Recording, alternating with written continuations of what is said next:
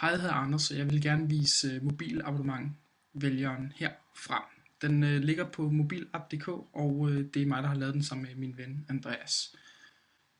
Pointen ved den er, at den skal finde den billigste abonnement til dig, og ja, hvordan gør jeg det bedst det?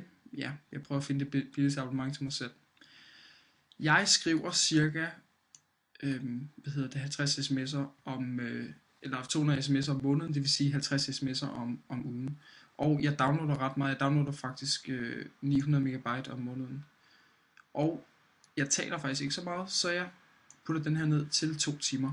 Så kan du så se de abonnementer, som er billigst for mig. Du kan se, de billigste koster 99 kroner.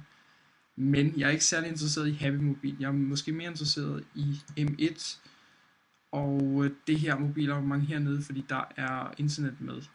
Og hvis du kan se her, måske noget Oyster noget. Men jeg kunne også godt tænke mig at se, hvordan de her har det i forhold til hinanden. Altså mere specifikt det her, der kan jeg kun se sådan et par tal.